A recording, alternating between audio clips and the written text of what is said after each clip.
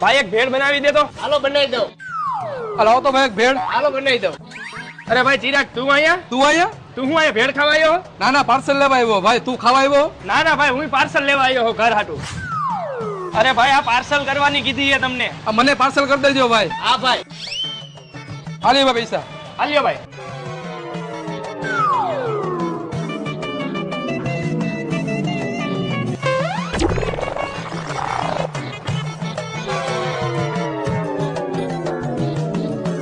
સારું કર્યું ને નાસ્તો ન કર્યો નકર ઓલો ચિરાગ ગયો મારું ખાઈને વયો જાત.